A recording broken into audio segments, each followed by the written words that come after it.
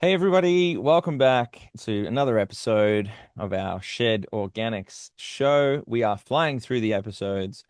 This is so much fun. We are continuing to roll out every week, and I never expected starting this at the start of the year. Well, I initially anticipated doing once a month.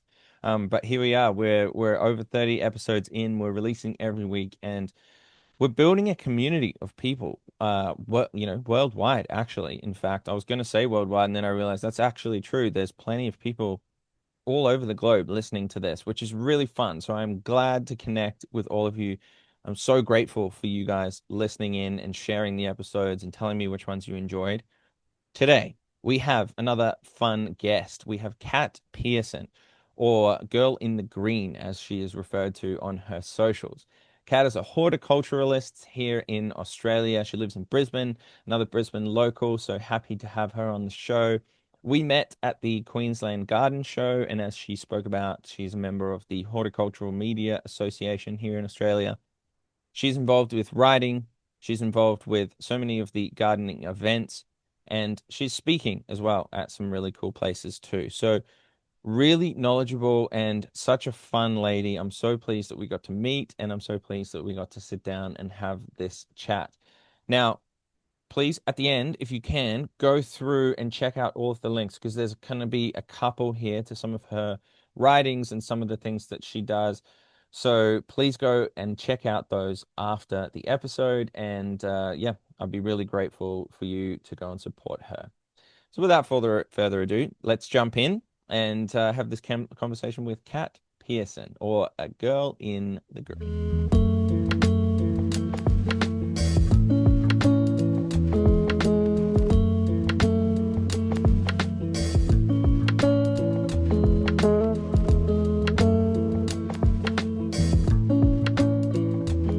What's the draw for you to study something like horticulture to really get to understand all the different names of the plants and everything like this? Why the fascination of going that in that direction with gardening? Mm, so probs because I'm a nerd. Um, so bearing in mind, like I have a degree in engineering, I have a PhD and I did a postdoc. I like to learn. Um, Wow, I didn't know that. yeah, We should yeah, just highlight that for a second because that's insane just to even attempt that and then to get through that. So congratulations. That's amazing. So you love to learn, yeah? love to learn. Yeah. And so I wanted to, I was a little bit sick of what I was doing, wanted to do a career change. Thought I'll just do some study just to see, could just learn. I might turn it into a career. We'll see where it takes me. And I guess so I have always gardened and my mum's always gardened. I'm quite hands-on. Um, and so I didn't want to just do the everyday, this is how you put a plant in the ground kind of Like what I textbook. do. No, I'm only joking. Yeah, no, I didn't need to study that. Like, I was like, well, no, if this is not going to be getting me anywhere, it's just my interest. I'll study something that makes me interested in. Yeah. So I picked a few botany and taxonomy courses in. I mean, I did some propagation and nursery work and blah blah blah. But yeah, picked botany and taxonomy. And I mean, I was already kind of into plant names, but that just opened up like a whole new world of how things are related and how their scientific names will like reflect something about the plant. It's really boring when it's like a guy's name, but like longifolia, it's got long leaves and stuff like Yes. that. And it's Yeah. just, I don't know, it's something you can sort of get stuck into and And like you said, if you've got this like urge to learn and kind of keep going with something and dive into it like fully, then yeah, obviously when you take any kind of subject matter, you're going to just dive into it yeah, 100% and really want yeah, to learn it. But see, for me, I struggle with remembering all of the different names and things, and I'll call things by their visual description. So I'll be like, oh, you know mhm, that one that's the kind of this, it's got this little blue flower and it kind of yeah, smells like this, or it looks, whatever. That's my description yeah, of a yeah, plant. And usually I can't even remember the basic name to it. yeah. I can't even remember people's names. Um, I'm not good with people's names. yeah, but so like, is it like sort of seeing an old friend where you kind of go, oh, that's so and so, the long-leafed someone, blah blah blah, whatever it is. And are you thinking kind of in terms of the everyday name that we think of, or the long, proper Latin or wherever it's come from name? It sort of depends. Like I still call stuff by their common name, and I still have brain farts all the time, and I'm like, like the plant with the like the long green leaves. Um, but there's some plants it just depends. Some names really stick, like because they're Latin, they have that like kind of thing. Yeah, and as you Some say, things if I they stick d with their scientific name, and some things I just call them a common name. But I try to make sure I've looked up their scientific name. Hmm, At some point in time, I remembered it. And sometimes I'll quiz myself. And then, like, what family they belong to. I like to just, if I'm bored, we'll go around and we'll do a little pop quiz of myself and see what I remember. But I that's really clever. So what does it involve studying? So you study botany and taxonomy. so I just did a certificate. I did a certificate in horticulture through ACS, which is an Cool. online school. Yep. Started off as a horticultural school, and he's branched out into lots of other things. And then, so I picked a certificate in horticulture, and then I just picked, like, they let you just pick your subjects. So you sort of have to touch on a few things, but I didn't have to specifically do their set. So I Cool. picked botany one, botany two, taxonomy, propagation, permaculture, and something else. That sounds So, fun. That sounds yeah, like it would be really interesting anyway. Um, I've thought about like kind of doing some extra study. A lot of the types of things that I've done are literally self-learning. So yeah, going onto the internet, finding studies or finding people that are, good mentors type of thing, people like yourself, where I look up to and go, oh wow, they've already studied it and they're explaining that's what this is, that's what this does, and I'll go, cool. And then I'll relay that and kind of put together all of these different parts and live it, basically. Go out yeah. there and practice it and do what I do. That's my way of learning. I can kind of get hands-on and stuff. But in school, when you're sitting down and you're kind of going, right, this one is this one, and you got to remember that name. I'm out. I'm thinking about what I'm doing later. I used to love like I was the only one who loved exams. I was just like, yeah, test my knowledge, see how much I know, which is just But that's cool because like like it really just small shows, how just a different way of different being learning. and different Yeah. learning, Yeah. And I really wish that I had a bit of your learning style because that would work so well. It doesn't make like okay, so I believe in scientific names. They help with things, but then it doesn't matter at the same time. Like it's just whatever floats your boat, really. Like just Yeah. follow what you're interested in, I suppose. Exactly. Well, yeah, exactly. But then, I'm trying to brush up on my knowledge so that even if like and by doing that through experiencing it, through chatting to people, through learning, through Yeah. mentors, trying to gather all of that bit of knowledge so that when I actually go and tick off one of these pieces of paper that I can really feel good about having gone and worked hard for, I know probably most of it anyway through just learning myself. Yeah. So then I, Yeah. I can learn it that way and kind of get that way. Well, But that's half of it. Like some of the stuff I do, you sort of think, none of this is really new, but it's just confirming it or putting it like, yeah, ticking the paper, I guess. And then sometimes you learn stuff. And then what I really liked about ACS is you can study at your own pace, and then you get assigned a tutor for each subject. So I actually developed a little bit of a relationship with some of my tutors, and you could ask extra questions and hmm just so one of the guys told me the story about his daughter's spider lily. I can't think of Yeah. can't think of the scientific name for that, but his not even spider lily, spider plant, like the Yeah, yeah, yeah. Indoor spiders that ones. you I have. just got one. Yeah, sitting on his daughter's windowsill and how happy it was and rah rah, and it was just this whole like, yeah, it's just nice to meet people to learn. Yeah, I like structured learning, but that's because that's how my brain works. I Um, totally agree with you though. Being immersed in it with people who are already living that every day and know the subject matter yeah, really well, that's super important. I totally agree. That's what the people part of it is. It's passing on the knowledge. It's yeah, like learning stuff and passing it on. yeah. Even going back to when I was at uni, the best lecturer we had was the guy who used to be on board a ship all the time. Like he would just have all these hands-on stories about. So when I say I studied engineering, so I did naval architecture, so designing ships. Wow. He'd have all these stories about what makes like a good seaworthy ship and what people want to work on, as opposed to just the theoretical tick the boxes kind of. Yeah. Yeah, so yeah, it's definitely that's Go- definitely what I learned. Pick Gosh, you're someone so who, interesting. Boats as well. yeah. That's what that's cool. Maybe a conversation for another time because that's just got my like sparked my interest. I want to Yeah. write it down and just be like, we need to talk about that. Yeah, sorry. That's kind of totally distracted me. No. We can go. I want to go into more of the kind of writing stuff. Yep. So you got into all of this horticulture, botany, blah blah blah certificate, and then you're making this change of your career change. How how did you do that, navigate moving into doing things like writing, like speaking, like getting involved in all of the different and places like in events like where I met you? Um, how like what's that transition like from something that's like this career you've really worked hard on and then you kind of just go, I want to change and what's that like? Um, Good. So I did my study and I started my website.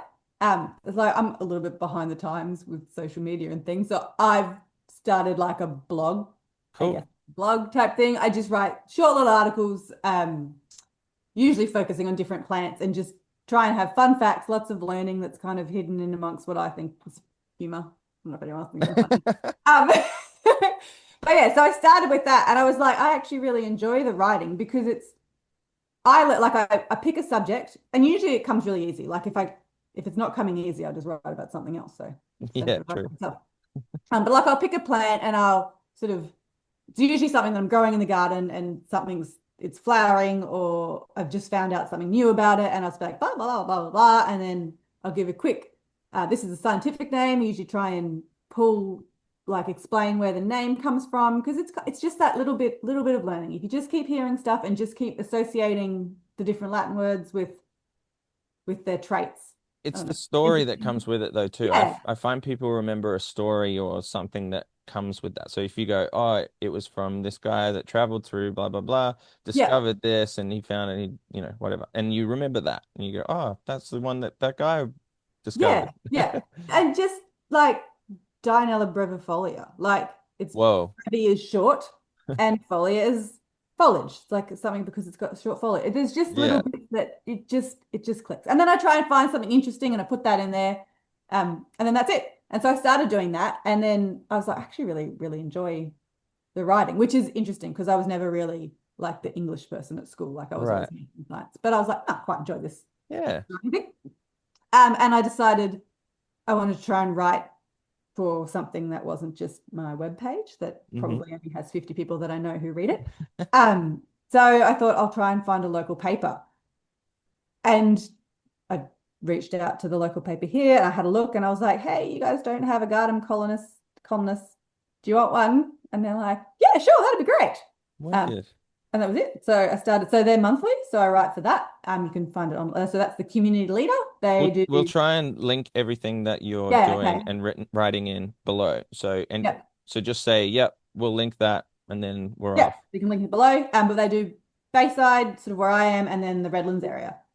So I did that, and then that was great. And I thought, well, one day it'd be nice if this was not necessarily a full-time career, but something that you can sort of grow old with when Yeah, I'm totally. too old to work on the tools anymore. Um, and so I joined. Oh, so I did start giving. It was actually a old friend from school, his mum that I met at a kid's birthday party. And she's like, do you give garden talks? Like my garden club would love to hear you talk. And I was like, oh, yeah, cool. So I did that, got my name in the QCGC, something, Queensland Garden Council's Oh, yes. Yeah. something. Yep. Got my name in there. I've done a few different talks for different garden clubs. Um, and then, yes, then I thought maybe this is something I want to keep going with. So joined HMAA, which is the Horticultural Media Association. And then that is how I got involved in the Queensland Garden Show. So Beautiful. I hadn't been to any of their meetings, hadn't been to any meetings, but I went to their Christmas lunch and I met Tom, who does the giant kitchen garden. Hmm. And he's, hey, you want to help? And I was like, yeah. Yeah, And that was it. So yeah, that's good. it's great. I think so. Are you now full time? Are you moving over yet, or are you still doing a bit of both? Because I know that you. I'm full-time garden maintenance now. So quit my That's all right. job, called my boss in. I said, oh, look, I'm leaving. And she was like, oh, I thought that would be what this meeting's about. And I said, yeah, I'm going to go into garden maintenance. And she's like, whoa, wasn't expecting that. Yeah, like how Yeah, did I that just applied for it. I was just like, nope, that's it. I'm tired. I want to change. Applied for a job, did a couple of trials and got one. that's amazing. I think I spoke to Carla, which would have been in a previous episode that came out. She speaks about this mentality of just saying yes and just kind Yeah. of like, being really open to changing and pivoting. I think a lot of people get really I guess nervous or anxious about making that kind of switch, especially if it's something you've worked on for so long and it's in your wheelhouse and you've got, a comfortable job or whatever it is. It's hard to break out of that. Yeah. Yeah, it is. I struggled. So it was really only so my husband was also a naval architect. He also decided he didn't want to do that anymore. Amazing. And he is now a windsurfing coach. Goodness me. Yeah, so he's done, so we call them lifestyle jobs. He's done that, and he was the one who just pushed me. He's like, just go for it. And I was all like, oh, but I've got like a comfortable job and rah, rah, rah, rah, and this is what I know. And he's like, just do it. Just give it a shot. What's the worst that can happen? That's So amazing. I you're love the not fact happy that where you are. And I was like, oh, fair enough. yeah, I love the fact that you're both doing that together. That's crazy Yeah. cool. Yeah. But it Yeah. just shows that Definitely. you can be so much happier and more fulfilled doing something, even if it's a pivot, it's Yeah. And it's whatever it is. the thing that got me was in my old job, like watching the guys do what we did, they were super passionate about it. Hmm. And I was just jealous. I was like, I'm doing the same thing as you, but I'm jealous of you because you really, really enjoy it. And I'm kind of a bit like, Yeah. it's all right. Mm. But yeah, so now I'm doing something that I'm passionate about. And it's just makes life so much more enjoyable. I mean, like there's still hard days, but on the whole, you move Oh in. yeah. Yeah, it's just better. Especially when your passion shines through what you're doing. So Yeah. then people are kind of infected by that and Yeah. they get motivated by you and they're kind of inspired, which obviously I am of you and doing that and going and doing all this crazy studying and then pivoting and coming back a different way. That's Yeah. But look amazing. at you, you've done your podcast. I think that's cool. Well, I've done a similar thing, just kind of pivoting Yeah. out and trying to make something of this passion. So Yeah. that's kind of, and a lot of the reason why I like talking to people like yourself and all of these amazing people I get to chat to is that I get to just have my passion come out. I have these conversations anyway. Yeah. Like you go home and it's what would you spend your spare time doing? Or what would you spend your time doing if money was no object? And that really like hit home for me. I was thinking, oh, what do I actually come home and do? Oh, I just tinker around in the garden. I Yeah. love to talk to people about stuff and teach people stuff. So let's try and just do that, but on a more public scale and try Yeah. and turn that into something. Yeah. Um, but yeah, amazing. So then the speaking and the writing and all of this kind of thing, what I think the speaking has probably got somewhat more of longevity because of the introduction of things like AI with writing tools. Yeah. And That's true.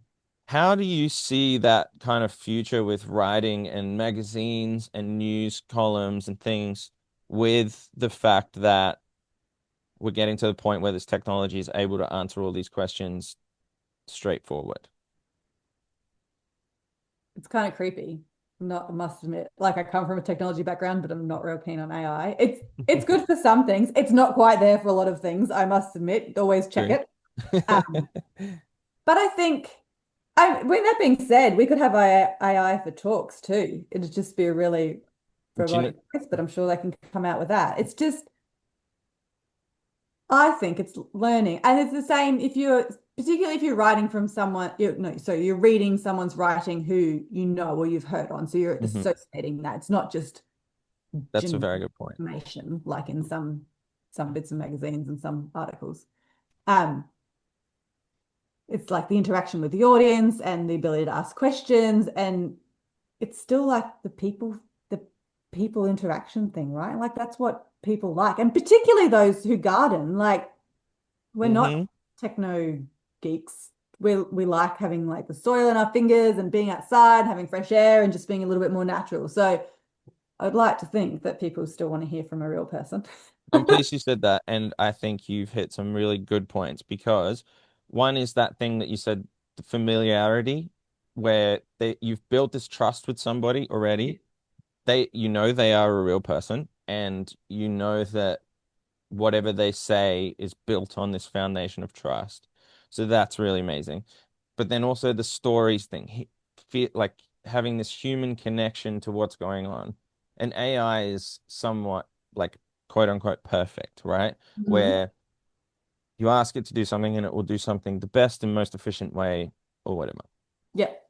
Humans don't do things the most best and efficient way, especially like if you watch me try and do something, it's certainly not the most efficient or whatever. It's a bit clumsy, but Yeah. that's the fun of being human, right? It's this humanized thing. And I'll reference something really quickly in music, right? Because I come from a big music background. When you Yeah. write music, especially with the digital format that we have on computers and stuff these days, they have this kind of like grid which sets out the bars and the beats of the music. And when you play it in and add in all of your things, there's this option to, or, skill to input humanization, which means that it's not perfectly on every single grid line and it's not perfectly matched to the exact mathematics. And what that does is it changes the complete feel of that song. It feels so much more authentic when you just throw everything off slightly. It's just Yeah. moving things with a slight imperfection. And that is what makes or breaks the music. So this human element is something that we're just not gonna, well, I feel at least personally, we're gonna crave still in all of these things. So, Yeah. um, yeah, we And might have a hologram for speaking, but yeah, yeah. Well, and if people want to learn, like if you're learning something new, you're going to make mistakes. So yeah, you kind of want to hear what mistakes other people have made. And like you might learn from them, you might not. I tend not to learn from other people's mistakes, I make myself.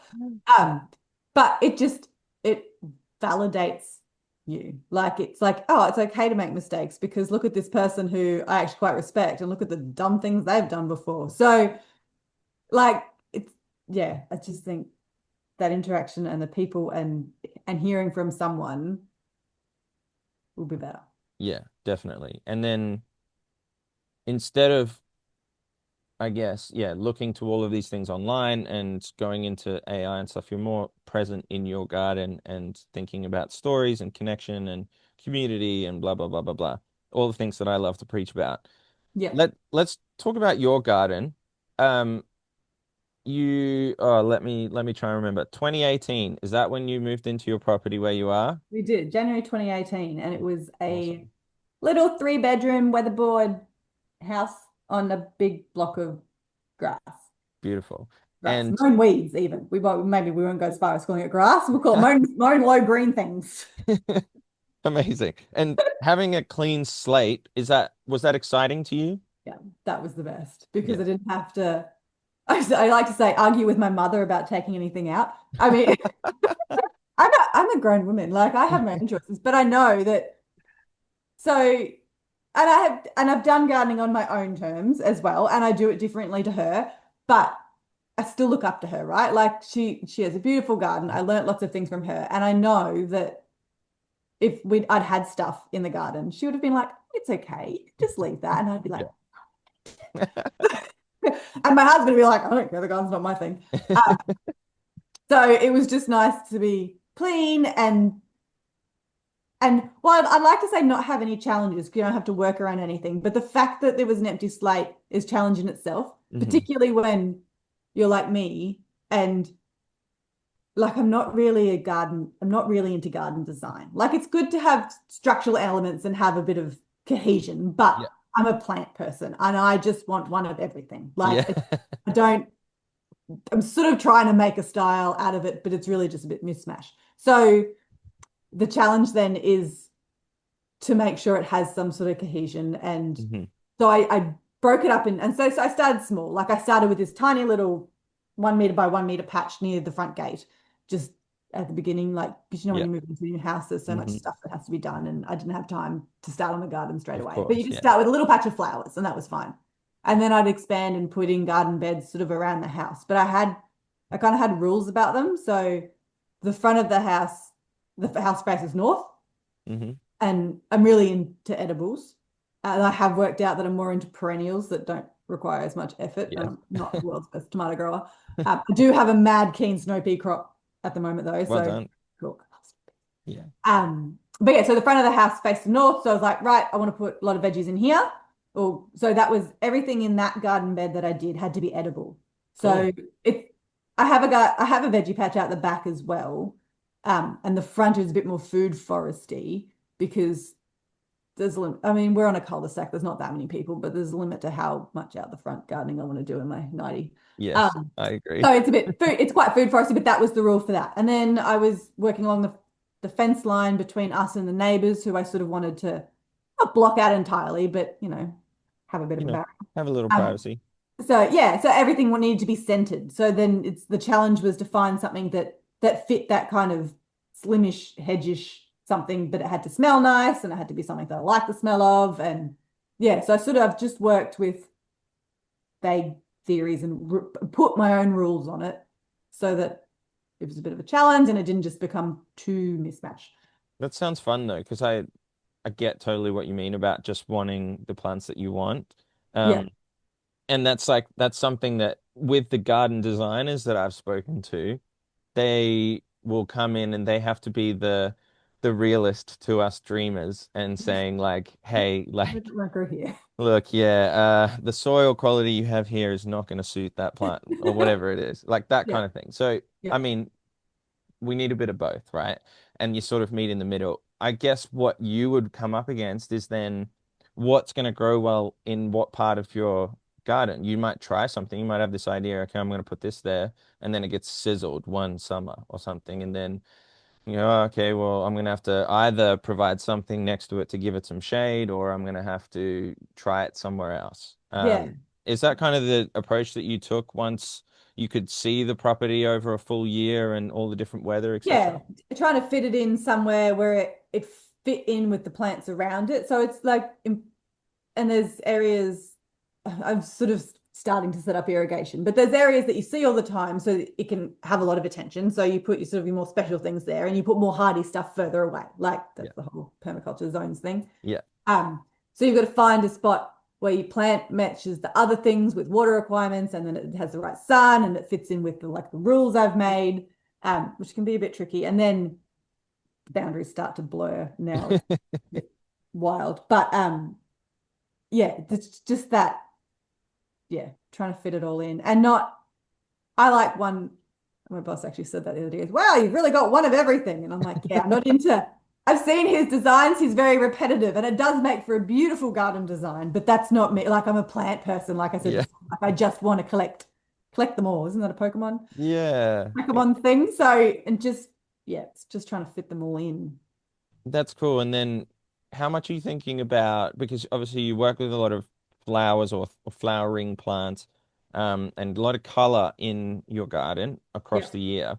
Are you planning and thinking about colors and where or when, sorry, they are flowering, in terms of that or I just like pink. So generally we just go with pink is good. yep. I'm not into, but then it depends. Some plants you just like and they don't come in pink and you're like, oh, fine. Um, so I do sort of think to that. Occasionally I have theories like one of the garden beds is a bit more pinky orange, and then I've got another garden bed that I'm sort of more bluey purple, but It yeah, changes. it changes. It changes. And I never really think about when things flower. As long as I've got stuff that's in flower all the time, Yeah. I'm happy. That's amazing. What's your uh Hey guys, really quickly, jumping in, I just want to remind you, if you are not subscribed to this show, that is the number one thing that you can do to show me your support. So if you're finding value from this conversation and you're deeply engaged, I would love you to hit the follow or subscribe button. All right, back to the show. Feeding, like, for your garden, how do you feed the soil? How do you feed the plants? Oh, yep. So It where might I change am, for a few different things, obviously. yeah, so where I am, where I'm sort of on the, not quite on the creek bed, but we've got very silty, sandy kind of soil. So I try to feed fairly regularly because it just Hmm. washes through. Yeah. Um, so I like organics. I use a lot of organic chicken poo type things, and I've really gotten into um earth life, the Yes. soil Rock microbes. minerals. Yeah, rock minerals. Sorry, I Exactly. fling them around like there's no tomorrow sometimes. Amazing. But And you have that your own chickens too, don't you? I do have my own chickens. So the theory with them originally was that I was like, oh, free chicken poo. But yeah, I don't know. That whole thing is just so they free range. So that's an interesting concept in itself because I've got so many little chicken wire mesh cagey things protecting stuff while it gets established. Yeah. Everyone's like, hey, bantams don't destroy your garden. Yeah, they Yes, they do. dig holes still. They're actually really lazy at the moment, so that's good. And then I get lulled into this sense of security. Like I'm like, oh, they're fine. They're not digging up and everything. And then you wait, the weather will warm up and they'll be like, grubs, right, we're into it. Mm-hmm. So I do have chickens. I clean them out. We clean their coop out fairly regularly and they just go straight into the compost. Mm-hmm. So I Yeah. went through a phase of trying to rot it in a bucket and it just got smelly and gross. And I was Yeah. like, I haven't got time for this. So I've got two big compost bays where all of my clippings go. I used to just chuck it all in there, holus bolus, but I've actually bought myself a chipper now. So I make Cool. sticks, and then every now and again I get my chipper out and then I chip it all because it just rots down so much better. And isn't it the most therapeutic thing ever, chipping something? Like through Oh yeah, putting this like enormous branch through? it gets jammed, and then you've got to unwind it. Everybody in their bloody safety requirements because it screws down. You've got to screw it off like a zonk so that you couldn't put your hand into the chipper. Oh, I know anyway, what you mean. it is nice when I get it. And when I've like had a run of not getting chipper jam, like I'm like, yeah, I'm onto Yeah. it. Um, so yeah, so that's really good. So then I make my own compost and the chicken poo just goes in there and I think, oh well. And then whatever they poo around the garden, it just enriches Yeah, everything. Flavors exactly. it really well. They walk around, they fertilize as they're going. Yes. That's the whole benefit. And then um have you ever used the chickens to turn the compost? No. Sometimes they get in there. I only got little chickens. They're not Yeah, really. I suppose yeah, with bantams it's a little bit different. But Yeah. yeah, And I'll then it's certainly like, let them once go. I was in there digging it out once and they'll get in there once I'm turning it over. But Yeah. yeah, they don't really do it themselves. They're No, bloody lazy chickens. Freeloaders. that's cool. I've That's had cool. one out of And days. your we got to the stage where you started putting in like all these different garden beds around Yeah. and changing and things like that. Do you have any plans for any more? Can you fit any more, or are we at Uh, capacity?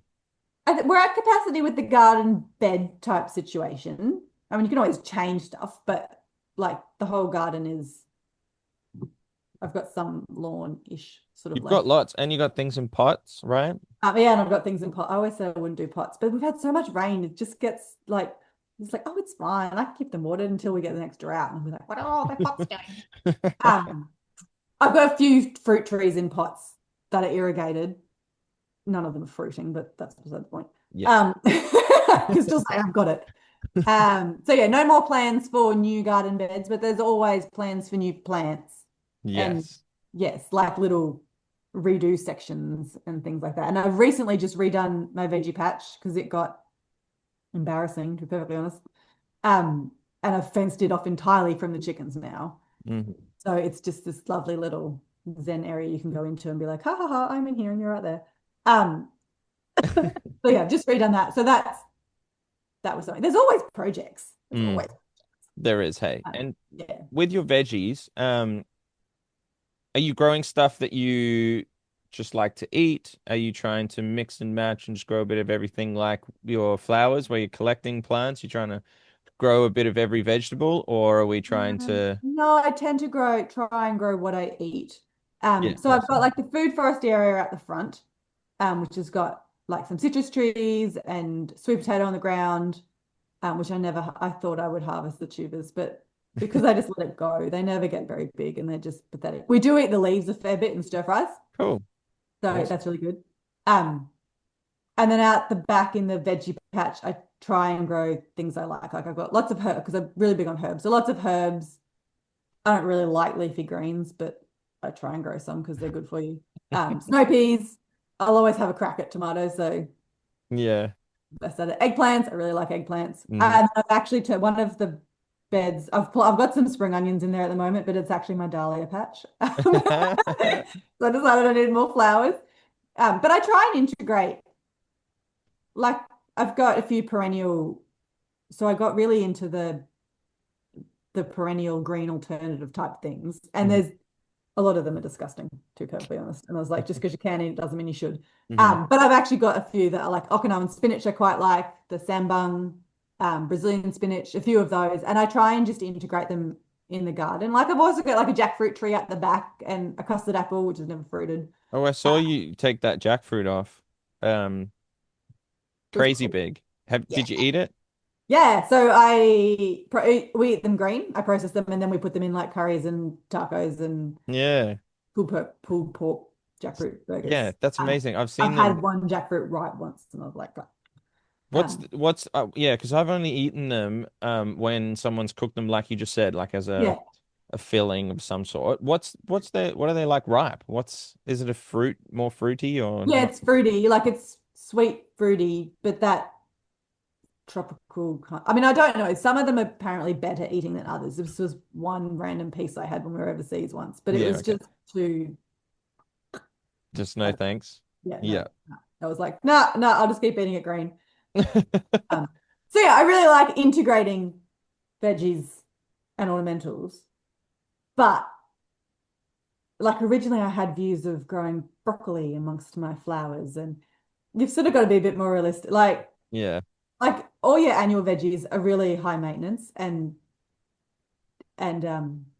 high feeding, and like it's not practical to have them scattered everywhere amongst the garden. So Mm. I've got more of the perennial things or some of the self-seeding things that like celtis that just come up and go wherever. And then yeah, all of the annual more focused crops, if you want to say, I keep them in the veggie patch. That's cool. And you have a lot of sun, a lot of light at your place? Yeah, yeah, we are pretty lucky. So there's a big jacaranda tree in the neighbor's yard, but that's kind of on the southern side, so it gives us a little bit of shade in one area. My veggie patch could have a little bit more sun, but I manage. And yeah, out the front is pretty much full sun because it's all north facing. So Yeah, okay, I cool. feel Because like I've got like a pretty I good put balance. out this I put out a post recently just kind of asking in general for people to say what they struggle with most in their garden.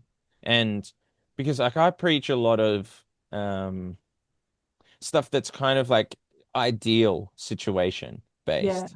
You know what I mean? We're aiming for what we're aiming for. But the reality is like we don't all have full sun, which was a big one that came up in this. And even like more so now, like we're lucky. So our block is 600 square meters and our house is quite small. And we've put a deck on, but it's still quite small. And we're in a cul-de-sac and we're facing the right way, which was a big part of me when I wanted to buy was something that I could have a good garden in. But Mhm. it's hard enough for people to find somewhere to live, let alone to find somewhere to live with lots of sun. I And the know. higher density the buildings get, the less and less sun everyone has. So it gets really tricky when people really want to garden and really want to grow their own food. And you're like, well, you can grow a lettuce. Yeah, exactly. And that it came up a lot, more than I thought initially Yeah, that it would come up a lot. And yeah, it got me really thinking. Another one that came up was weeds. Obviously, that's like universal for yeah, everybody dealing with a garden, but that one's easier to tackle for me.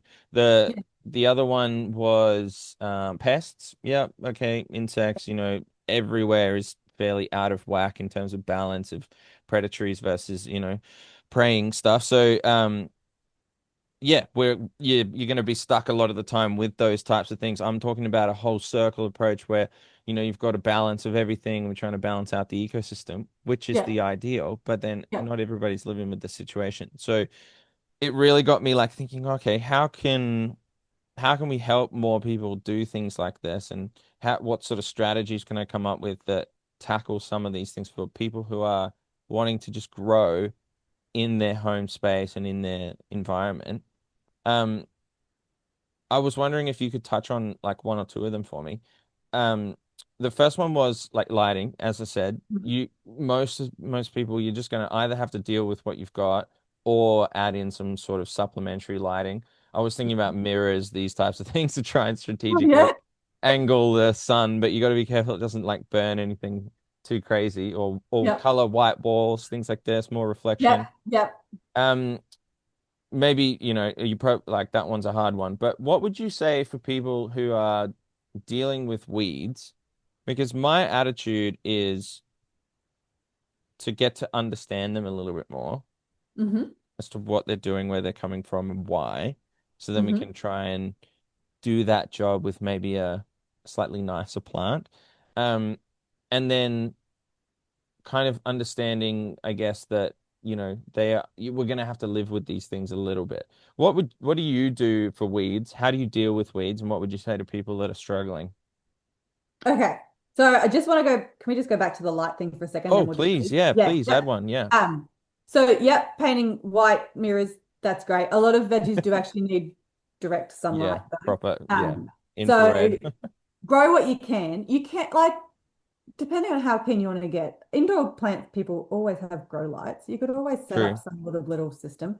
Um, and pots or movable wicking bed type things is another sort of possibility that you could work with. Mm-hmm.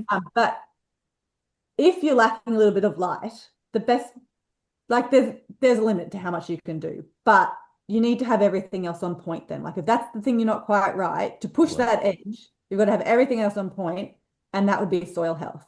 Mm-hmm. And then that's the same as weeds. Like so different weeds will tell you different things about your soil health. I know things with a taproot are telling you that it's a bit compacted.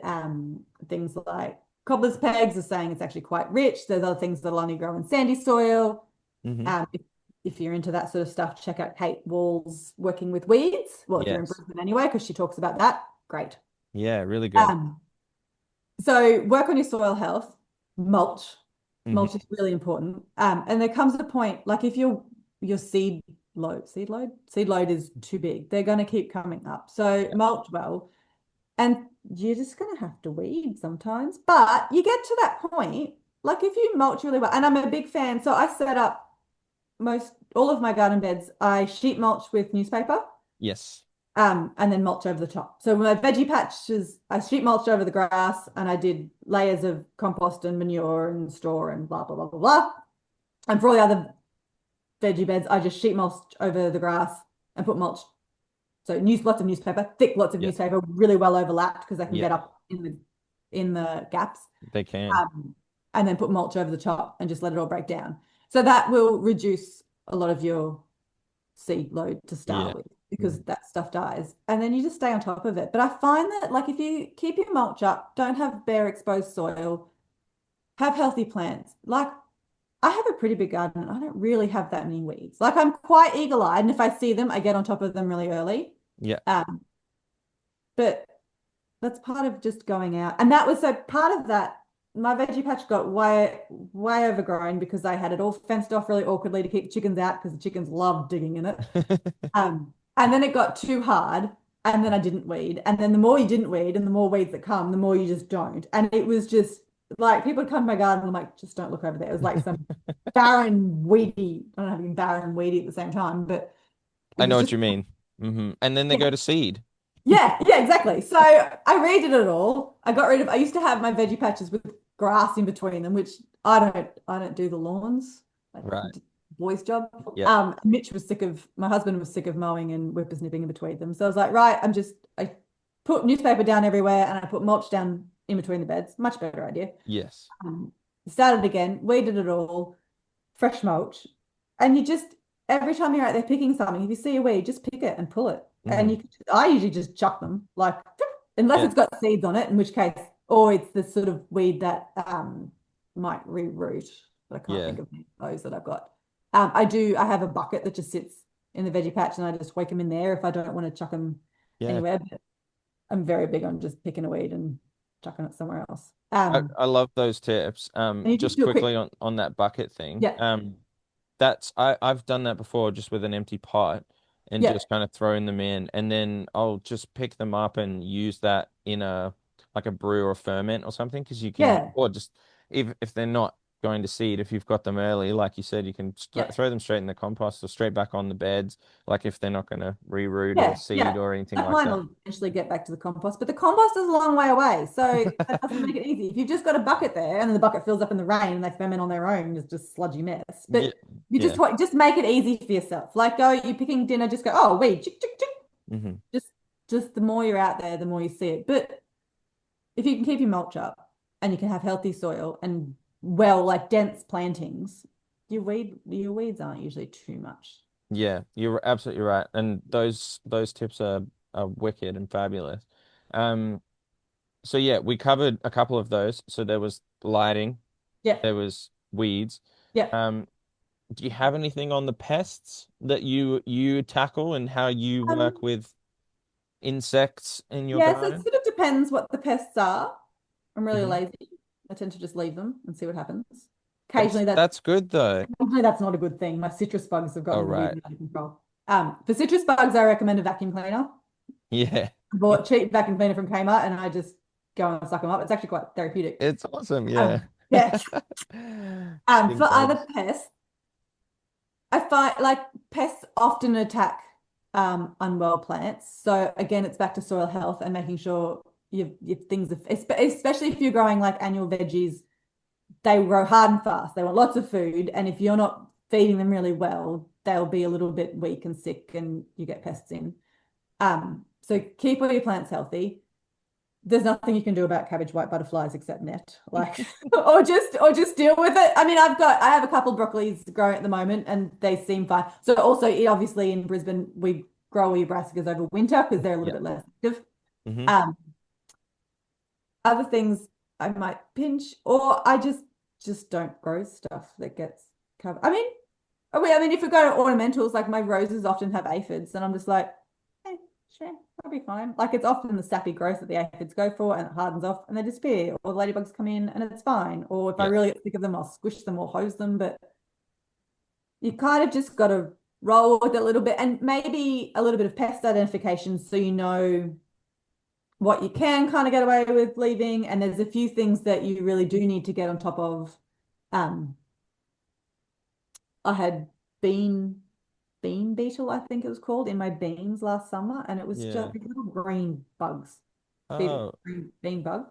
I don't know, little green thing. And it was just atrocious, and I was just like, "It's it. That's the end of my crop. I'm ripping it all out. And we'll see how I go this summer. But if it doesn't work, I'll try again. I'm really not into spraying what I eat, good. regardless of what we, regardless of what you're spraying. Like it's just, Yeah.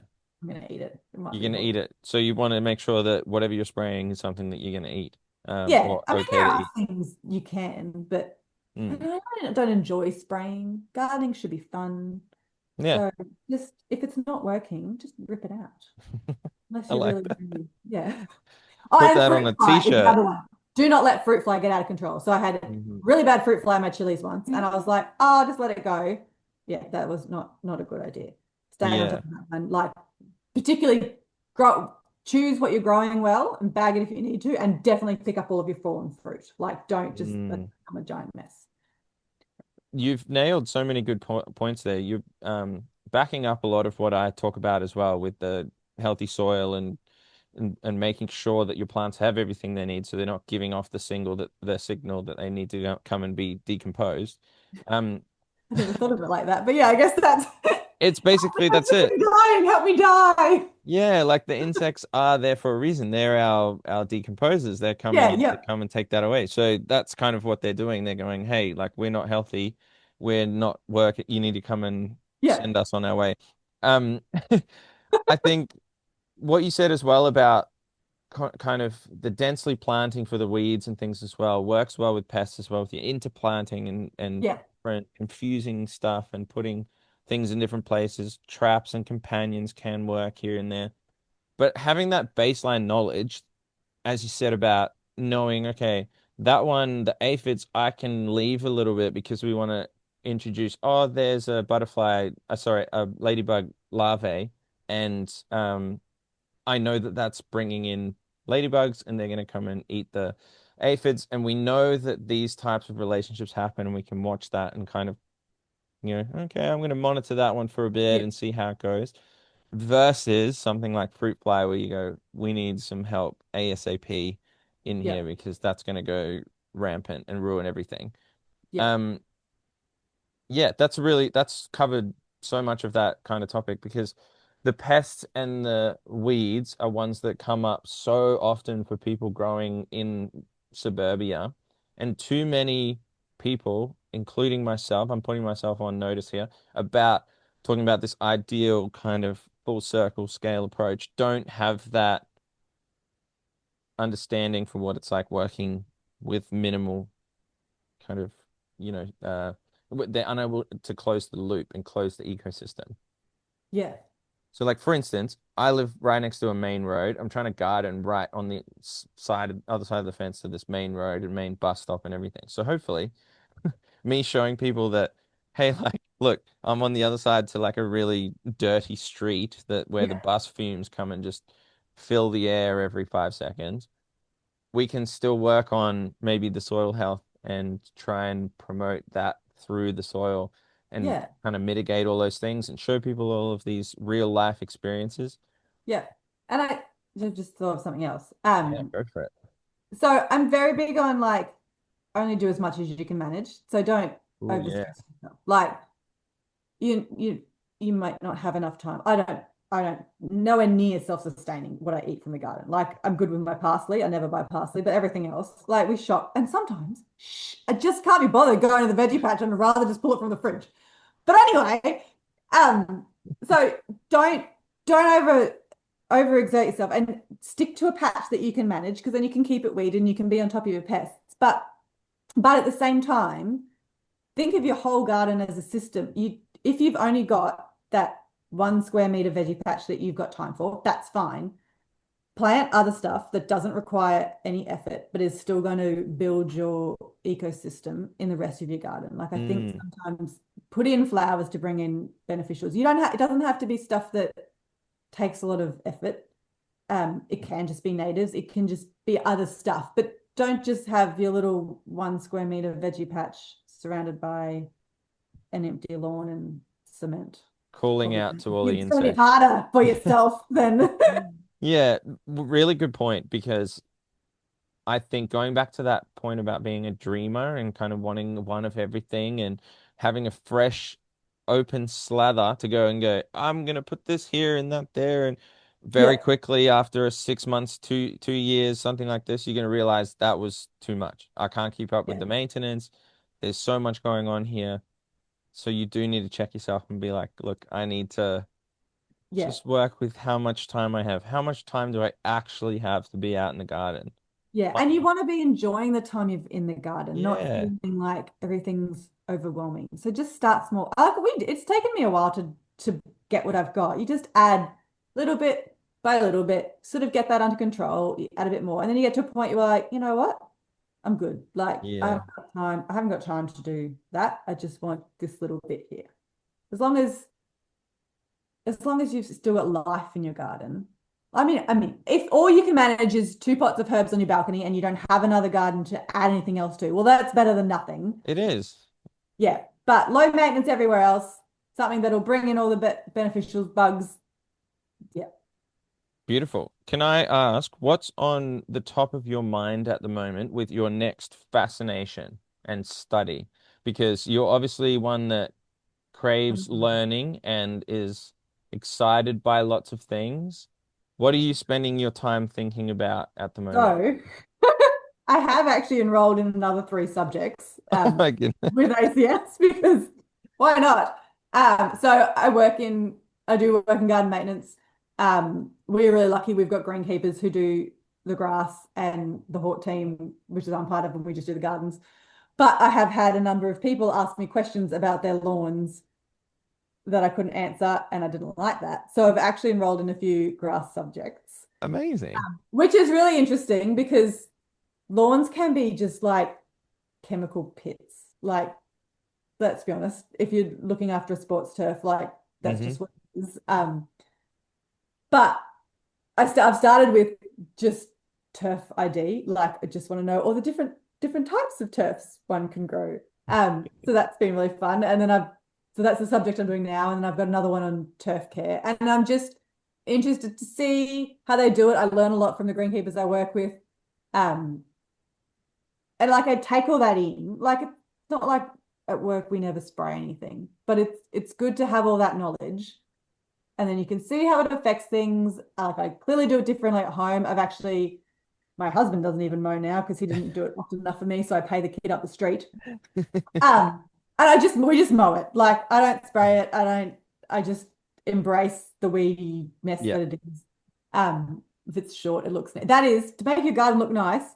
Cut your lawn, do your edges, and mulch it, and you can make anything look so much better. So true. Um, but yeah, so that's my next thing is just because I need to know how it works. The That's more I cool. can understand how things grow, what's important, the more you can sort of change that, or say change it to be organic. Like it was organic just, or maybe it Yeah. wasn't because turf's not really a natural thing. But anyway, that's my current thing is I'm I love trying it. to, I knew there'd be something that you're thinking about, and you've got like some little project that you're working on in yeah. terms of that.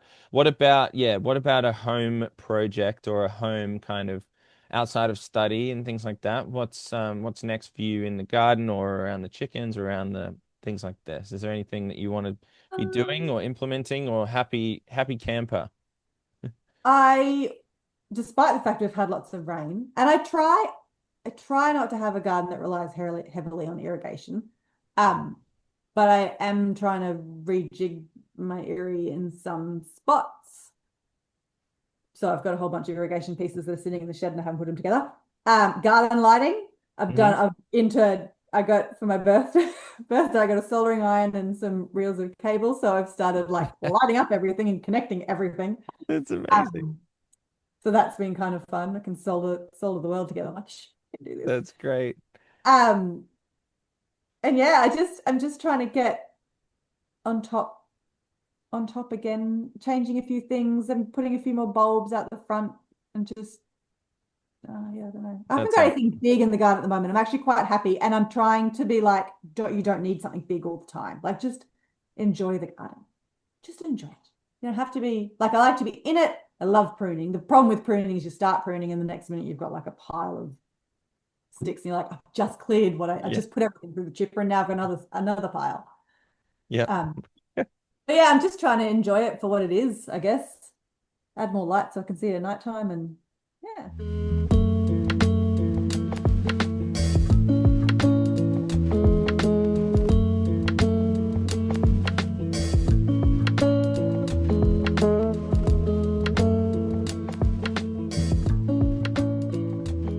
Beautiful. What an amazing way to wrap up that conversation. Thank you again to Kat for joining us. It's been so much fun getting to know her and meeting her and seeing the fun, bubbly personality that she is, and just getting to pick her brain on a few of these fun topics and passions that we share. So, in the description or in the show notes or wherever you're listening or watching, there will be a couple of links for Kat's work. Now, go and check it out and give her a follow. If you could, let her know what you thought of the episode. Let me know as well and share it around if you enjoyed it. Now, you can also give the show a rating on the platform that you're listening or watching on, and that will help bring it to a wider audience. It's your way of saying thank you to us for putting this on and trying to help others really find some value in these conversations. So, very grateful. Thanks again. And I very much look forward to seeing you on the next episode. Take care. Bye for now.